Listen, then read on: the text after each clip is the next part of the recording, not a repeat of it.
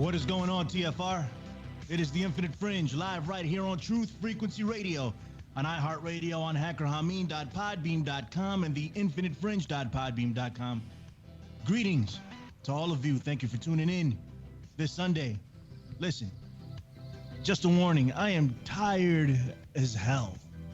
Like, I am ridiculously tired. It's been nonstop for a long time for me. And it's not, I'm not complaining. It's not a bad thing. I just want a little bit of rest, you know, just a little bit. But everything that's happening has been good, you know, so pushing forward is something that's required and essential and needs to happen. But regardless, I am exhausted. I am exhausted. Like, I literally just want to go to sleep for 2 days and not wake up till that time is up and not be bothered for about a week. But it's happening, man. What is going on, everybody? Got a couple of announcements to make here on the Infinite Fringe. And I'm not alone, as usual. JG, man, you're going to need to make some space for me off of that couch, man. I need to go to sleep, man. So just, like, bump off to the side for a little bit. Let me sleep. What's up, Jimmy? Oh, not much. You know, the arm on this couch is so big that, you know, I can hang over the side, and you got plenty of room. You'll be able to stretch out. I think this is like a 9-footer. What is this? Is this real suede, man, or is this Naugahyde or whatever? I don't know what it is, man. I got it for cheap, so it's probably not real, but it is what it is. It's comfortable. Hey, we have a guest. Let's introduce him. Well, right? You know, we should introduce him, but let me just tell you, Billy, I am coming from California, Stan. I am on generator power, and I've been on the PG&E turned my power off last night, and I've been on generators ever since. So if I fade out, or it's, you know, if I dematerialize off the couch, you'll know what happened. I know how it is out there in California, Stan. It is the hood out there for real. Like, it's just a different world from what I'm hearing. But that is what we should expect in the coming years here in the United States of America, land of the free, home of the brave. That's what we should expect. Everybody listening worldwide, what is going on? Land of the fee, home of the slave, you mean? More or less. Listen, I'm in California. You know how much we pay per square foot out here? What's up? About $1.50. And so, you know, like a $20 an hour guy, he's having a hard time making it out here. But PG&E just feels like, you know, they can just turn off that power whenever they want, and they just do, you know. And what? So you want to pay first world prices, but you're living in a third world country where the government should be fining these people, you know, per day every time they turn off the power. Because didn't we pay for that stuff, Don? Don, don't exactly. we? Don, I mean, Don. Don't. Let me intro Don. We haven't been able to intro Don, you know. So I want to give him a proper. That's true. I'm sorry. I'm so hot to get into. I'm so pissed about this power thing. I'm sorry, man. I'm sorry. Let me hear. I'm gonna chill. I'm gonna go back over here. Take a bomb. Crimes, cover-ups in American politics, ladies and gentlemen. 1776 to 1963. My close personal friend and host right here on TFR, Don Jeffries. How are you, sir? I'm doing fine. Thanks for having me. And Jimmy, I feel you, man. I'm on the opposite coast over there, but you're living in, you know, America. America's turning more third world every day, but you are living in the capital of third world America. You're the capital of America 2.0. I'm on a crusade now, Billy Ray. I want to give California back to Mexico. I think we stole it anyhow. Give it back to them. Because you know, it's a huge eyesore. Well, you know what I was thinking would be really good would be that, you know, Trump. Why doesn't Trump just sell it back to Mexico? Well, there you go. I don't know that they would. I mean, you know, make a little bit of money, then take that cheese and go up and buy Iceland or whatever, Greenland, whatever he's trying to buy. When you got third world, you know, power out, rolling power. I mean, this is the same place where they. How do you run out of water? When you had how long have we had desalination plants for? I mean, they got an ocean right there. They couldn't figure out under the governor how to get the water in there. So I don't have much confidence Let me tell you something, man. It's really the irony of the location of these fires and the buying up of the Northern California green triangle, where weed is legal and it's a money-making operation 24 hours a day. And just so happens that those fires a few years ago burned out all those moms and pops.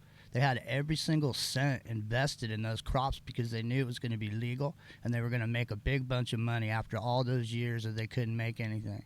And they were going to be all right, check this real quick. Sorry to interrupt. Yeah. Okay, and I typically don't do this, but I want to get some stuff out of the way, and then you guys can talk and say whatever it is. Sorry about that, Billy. Please, about California, the state that used to be California, formerly known as California, now. What is it? What sorry, is it? Billy. Sorry about that. Calistan? What did you? California stand. Oh, that's good. That's a good one. Yeah. California stand, and we can get into a little bit of Don's book, and we'll talk a little bit about Pearl Harbor and World War II and a bunch of other stuff. Oh, but, yeah. I want to talk about Shoot the Moon NYC, and I want to give everybody a big shout that came out and supported us and what we did out there. It was fun to see so many of you and, speak to you and get to know you and see what was going on. Thank you for showing up, man. I really appreciated it. And, we did have technical difficulties. We were literally an hour and a half behind schedule on a couple of the things that went down. But regardless, most people stuck around, and I think it was a very positive experience. To be honest with you, I had a lot of fun with it. It was something that I never thought I would do, and it got done. And I just want to thank everybody who had something to do with it. I want to thank Crow and Jason, who came down and showed their movie and did a bit of a Q&A. I want to thank Mark Devlin, who came out from the UK, man. That's my brother from another mother, man. Thank you, Mark. I appreciate you. And he killed it, man. His presentation was on point, man. Wayne McCroy, who killed it, literally had people gasping at one point. Wayne McCroy, it was good to meet you. Thank you. And of course, John Brisson, formerly a part of the Fringe crew at this point, and he came down and did his thing. And all of these people are people I consider friends at this point. And I'm grateful to all of them, and I'm grateful to everybody that came out and purchased a ticket. And thank you is all I can say. So that is over now, and maybe we'll do another one. I mean, it's who knows? We learned a lot from this one. Maybe we'll get more comfortable chairs or something. I don't know, but thank you. Just to be very grateful. Hey, well, to everything. Yet another thing. What's up, What's up? No, I was just gonna say, everybody that I've talked to so far that had a chance or the opportunity to be there, because it was very limited in the amount of people that could be at the room. Everybody that I've talked to said it was great vibes in the room. Everybody was having a good time. Everybody's talking. Everybody's exchanging information and exchanging energy and looking at each other, and moving up against each other and walking around, and actual human beings touching each other and making it happen. And you guys put that whole thing together, and so I've been hearing great things, Billy. I just wanted to just say that before you finished up there. Yeah, man. Thank you, bro. And big shouts to Lingram, who came up with tons of equipment and wouldn't have been possible without him, man. Just really, really good people. Everyone who came, including the audience. They all helped at the end to put the chairs away. It was freaking crazy. So thank you to everyone who came out. Maybe we'll get Don to come up and talk next time. That would be an awesome time. That would be good. Yeah. Second, Don, you're going to be joining me on a new venture. You're coming over with me. And so will you, JG. But I'm going to be starting a show on November 10th, ladies and gentlemen. I'm going to be over on Iconic Media. It's David Icke's new alternative streaming service. Go over there and check it out. Right, I'm going to be doing a show called America Unplugged over for them Sunday nights. So I'm on here live, but it'll be a pre-recorded show over there. So it'll be up, and you can go watch it right after the Fringe if you want, or before, or during. I don't care, as long as you get over there and go take a look at some point, And that's another thing, it's.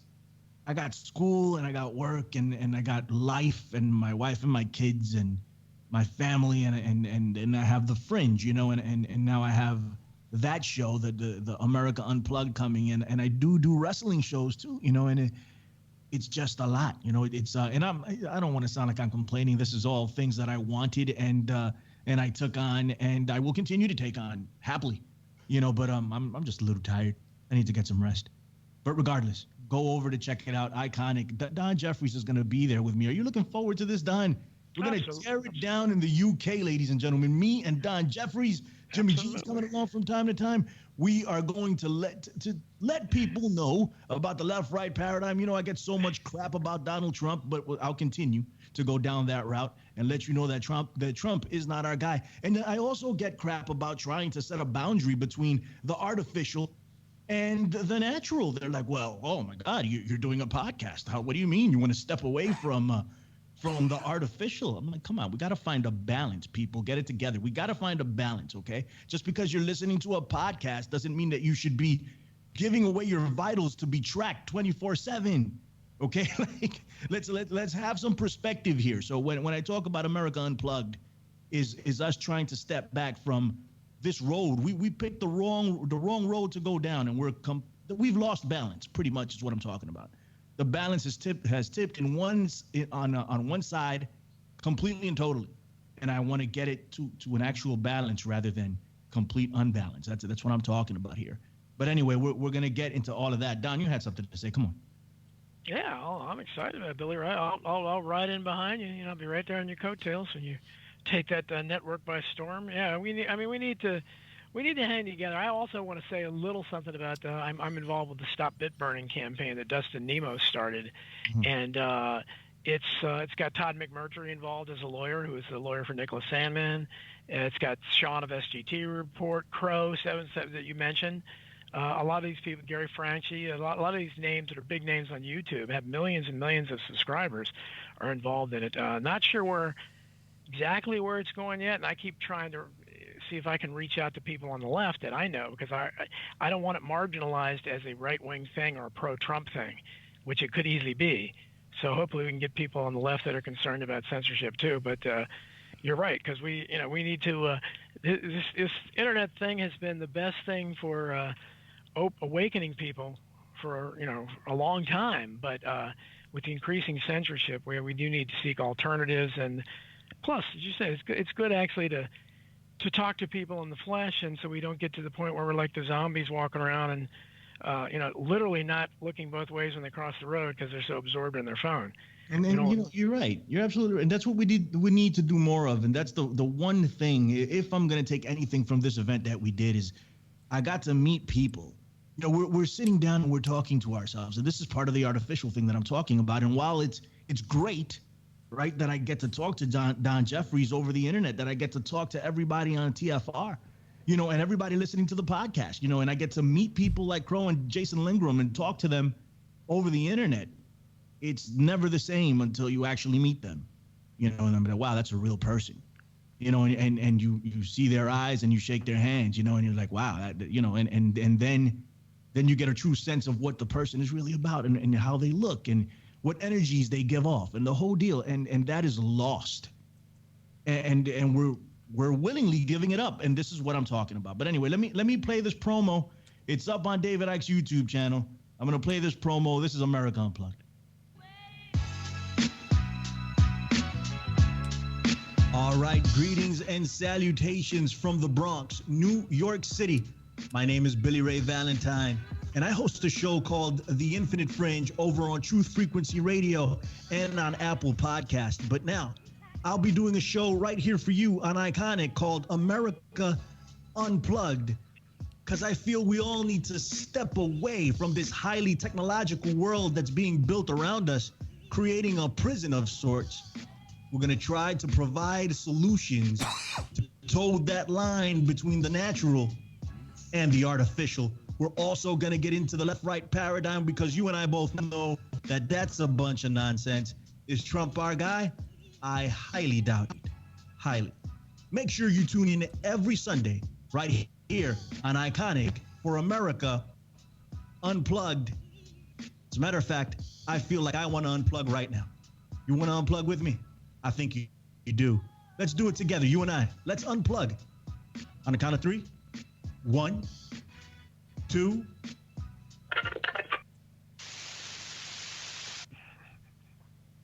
All right. That was it. That was the promo. You know what? I'm gonna drop it in the chat for you guys to go take a look. It's actually pretty cool because we unplug all together and then it just goes, and so it's that was the the concept behind it, and Jamie Ike and his people took care of everything over there for me. They've been nothing but nice to me. Those people, Jamie and Garth, and David for that matter, nothing but nice to me. They have no reason to even screw with me. And this is another thing. It's a measuring stick here. Like, and this is how I measure people. Are they real? Are they genuine? Are they for real? And a lot of people have a lot of things to say about David, and I've had nothing but a pleasant experience with them. Nothing but. I can't say enough good things about them at this point. So go check me out. And I'm bringing everybody with me. We're gonna storm Parliament, damn it. We're gonna do it. So go check me out. Iconic, November 10th, okay? You want to talk about California Stand a bit more, Jimmy? Where you at, Jimmy? Well, no, I mean, the connection in California Stand is freaking awful. What's up, Jimmy? No, there's nothing wrong with my connection, only because I have a Honda generator in my backyard. But if I didn't, I'd be sitting here rubbing two sticks together trying to figure out how I was going to cook my rotting food out of my refrigerator. You know what I mean? But PG&E's got some splaining to do because, did all of a sudden have power lines become the single source for wildfires? Because it's pretty wild. The wildfire idea here in California. Number one, California is a chaparral. So, California does burn. It's natural, but some of these patterns of these flames seem to be burning down in certain areas, and it's a little bit conspicuous. But being much older than you guys, I lived, most of my life in America 1.0. That's what I call the old America, which was totally corrupt, and but at least it was competent. And I'm telling you right now that what you're experiencing there is, Americans never used to lose power unless the weather was really awful, and this is when all power lines were above ground. Everything should be below that ground now. But the idea that I think what they're doing there, Jimmy, is these are test cases where they're trying to test out if Americans are ever going to go get their yellow jackets. Because they're just saying we're going to have rolling power outages, and they're attributing it to another problem, the fires, that, again, 50 years ago, nobody talked about. Where were all these constant fires back then, especially the ones that we've seen in recent years, and you're out there, you see it firsthand, where there'll be a cul-de-sac or something, and one of the houses burns to the ground, the trees around it and the neighboring houses aren't damaged. Well, it's because that's impossible. Well, it's because what you see, you have people making different speculations based on what they see. So let's say that metal burns at a certain frequency. Anything metal in a house being hit by frequency will vibrate and catch on fire. Nails, all this. But anything other than these particular metals that they're looking for won't burn. And so when you see like a tree, it's got no nails in it, it didn't burn. That's one of the concepts. Plastic, it's got, it doesn't melt. The garbage cans are sitting there on the sidewalk. But but the idea is so amazing because, and of course you're called a kook because I've tried to bring it up to people. It's like, okay, where does a fire like that start? You're claiming it's a brush fire. It's coming from the woods. Well, how does it? Because it looks for all the world like it originated inside the house that burned down, because how could it have come from outside without affecting the surrounding area? But they just give you that look because, again, something like rays or any beams or whatever you want to call this, that just space beams. They just make the Twilight Zone music and want to put you away in a padded room, but there's no what other explanation is there? Well, here's go ahead, Billy. In Venezuela, right? We already know all the stuff that they go through over there, and not saying that government over there is on the up and up 24/7, but we need to mind our own business personally, right? But they have, power outages on a regular freaking basis now, right? And it's admitted that those power outages are artificial, meaning that they're not real. They are caused by someone who's trying to achieve a particular goal. That's what goes on over there. pretty much what's going on over here in my opinion, man. If you want to, and I have very little actual evidence to back that up. But come on now, this is getting ridiculous, and if they've done it in other countries, why won't they do it here? It's only a matter of time. And we're becoming like a third world. Again, this is a third world standard. Power outages, because the people in third world countries expect that type of service. They have third world expectations. And considering we're importing more and more of the third world every day, when you have third world citizens, you're going to have a third world country, because there's no reason for the people that run things in America to share anything with these incredibly poor people. They won't share it with the middle class here anymore. So they're going to continue to collect the wealth. They're going to continue to let the rest of America atrophy and turn absolutely third world. And these kind of things that are happening in California, and I think California is a test case because it has the largest immigrant base out there, so it has the largest amount of people who came from these awful situations, and it probably seems normal to them. Yeah, so I think that's why they're testing it there. We just have to lower the expectation of the population is all. I mean, hey, you pay $5 for an espresso because a guy's, bending his elbow and pressing it in there, and it comes out and the crema is nice and thick on top. But when it's coming out because some guy pushed a button, it's coming out, it's weak coffee, but you're still paying the same price as you paid before. It's the same thing what's going on here in California. California used to be a middle-class paradise. You know where the middle class is? They're living under blue tarps down the freeway.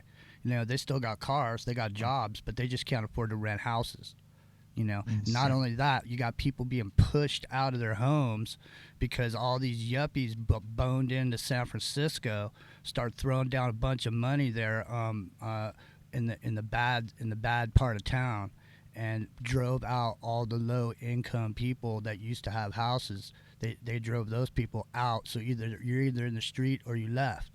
And now they have this whole overwhelming wave of homelessness across San Francisco, to the point where someone's got an app so you can find the dookie all up in the city, whatever it is. Yeah, I mean, who would have thought that would have been unheard of even 10 years ago. And I'm telling you again, somebody that lived in a different America, even the worst, name somebody 50 years ago, J. Edgar Hoover, Angleton and Dulles of the CIA, anybody, the worst corrupt criminals in the world, they would be mortified at this stuff because at least everything ran smoothly. The corruption was more hidden, and you had a vibrant middle class until, probably right up until the 80s maybe, when it started to get squeezed out. But certainly in the 50s and 60s, when all these assassinations were going on and all these things, you still had a middle class that was vibrant. Any job paid a living wage, and it was unthinkable that, especially something like this, you talk about third world. I don't even know how many third world countries have people crapping in the streets right outside of restaurants, as you see now. I mean, is that third world standard? Maybe we're fourth world. I don't even know. Not only, man, if you put it that way, you never really know. JG, hold on for just a second, because we're about to hit the break. It is, we got 2 minutes to the break. And I want Don to tell everybody where they can find him, all his shows and everything he's got going on. Tell him, Don. Yeah, well, you can find me on TFR, just like Billy Ray and all the other great hosts, every Friday, 5 to 7 p.m. Eastern Standard Time. And I was supposed to have Wolfgang Halbach last Friday. He ended up having an emergency. I couldn't get a hold of him, but he already apologized to me, so hopefully he's going to be here this Friday. So really looking forward to that. Yeah. Look forward to that. So go ahead. I'm sorry, Don. Go ahead. No, yeah, I'm very excited about that, and I try to get those kind of guests whenever I can for you. So it'll be an interesting discussion, and those of you who've listened to me know that I'm completely outside the box. I don't know where I am, left, right, or whatever, but I'm outside the box, as you can listen to my comments here, and I'm not very, and mainly because unlike you guys, really, I spent most of my life again in a different country, so I have a vested interest in trying to understand what's going on here, but it just makes you want to cry when you see these things, because unfortunately Jimmy's out there living it, but I don't want to come into the other coast. I don't want to have to worry about walking around and seeing people crap in the streets, because it's this is, and that kind of thing, homeless everywhere, having that third world look, rolling power outages. These are just horrible things, and they would have been unthinkable, especially when we have such a wealthy country. There's so much wealth in this country. But we've already seen, because they haven't even touched the infrastructure for 60 years, that they're willing to do this. All right, Don, we're going